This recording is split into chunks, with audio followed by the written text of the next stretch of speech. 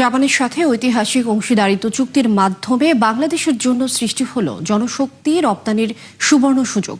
চুক্তি অনুযায়ী সেদেশের কৃষি শিল্প সহ ১২০টি খাতে লোকবল পাঠাতে পারবে বাংলাদেশ, যে জন্য এরই মধ্যে ৯৬টি এজেন্সিকে নিবন্ধন দিয়েছে প্রবাসী কল্যাণ মন্ত্রণালয়। তবে বিশেষজ্ঞরা বলছেন, জনশক্তি রপ্তানির সম্ভাবনার পুরোটা কাজে লাগাতে দরকার জাপানি বিনিয়োগ। রাকিব হোসেনের রিপোর্ট, ক্যামেরায় ছিলেন রুহুল আমিন।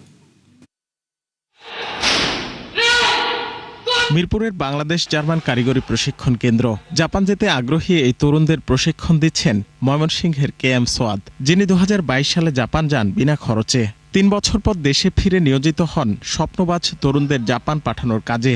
মূলত ভাষাগত দক্ষতা এবং যোগ্যতায় মুগ্ধ হয়ে তার জাপান যাবার স্বপ্ন পূরণের পাশাপাশি এই চাকরি নিশ্চিত করে জাপানি প্রতিষ্ঠান IM জাপান। আমি দেশে ফিরে আসার পরেও আমাকে প্রায় ৪ লাখ ইয়েনের মতো টাকা দিছে। জাপানে যারা কাজ করে তাদের সবারই একটা পেনশন আছে, মোটামুটি প্রায় বাংলাদেশের টাকা ৩ লাখ টাকার মতো পেনশন পাইছি।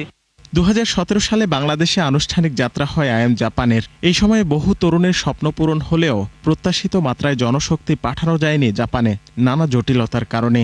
অথচ শ্রীলঙ্কা, নেপাল, ইন্দোনেশিয়া ও ভিয়েতনাম থেকে কয়েক গুণ বেশি জনশক্তি পেয়েছে প্রতিষ্ঠানটি।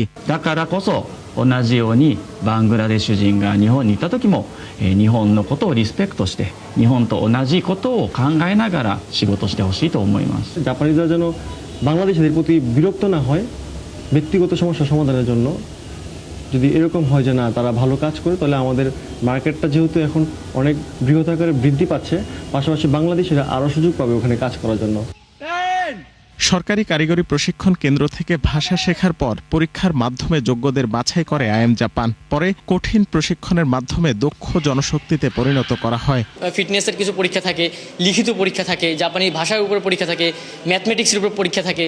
সেই পরীক্ষাগুলোকে উত্তীর্ণ হওয়ার পরেই আমরা এই শেষ অবস্থানে এসে পৌঁছেছি। ওই দেশে যেতে পারলে ওই দেশে ভালোভাবে কাজ শিখতে পারবো এবং ভালো স্যালারি পাবো। জাপানি নিয়মকানুনগুলো মেনে চলবো আমরা, যাতে হচ্ছে যে বাংলাদেশের যাতে দুর্নাম না হয়, আমরা ওই চেষ্টাটা করব। সম্প্রতি ইপিএ চুক্তির ফলে জাপানের ১২০টি খাতে জনশক্তি পাঠানোর সুযোগ উন্মুক্ত হল বাংলাদেশের, যা কাজে লাগাতে IM জাপানের মতো প্রতিষ্ঠানগুলোকে দেশে ডেকে আনার পক্ষে বিশেষজ্ঞরা বলছেন, অস্বচ্ছ প্রক্রিয়া আর মানহীন লোকবল পাঠিয়ে কোনোভাবে বাজারটি হারানো ঠিক হবে না। এইসব চুক্তিতে সুবিধা হচ্ছে জাপানিজ ইনভেস্টররা তারা এসে বিনিয়োগ করতে আগ্রহী হন। এমনও হতে পারে তারা এই ক্ষেত্রগুলোতে স্কিল ডেভেলপমেন্ট করার চেষ্টা করবে, যেন তারা জাপানের মার্কেটে সার্ভ করতে পারে এবং তারপরে তারাই হয়তো ওই জাপানিজ মার্কেটে এই ওয়ার্কফোর্সকে সাপ্লাই করতে পারবে। এটা একটা এফেক্টিভ মেকানিজম হতে পারে। জাপান থেকে বছরে আসছে প্রায় $১২ কোটি, যেখানে নিয়মিত কর্মীর সংখ্যা মাত্র ১৫,০০০। রাকিব হোসেন, ৭১, ঢাকা।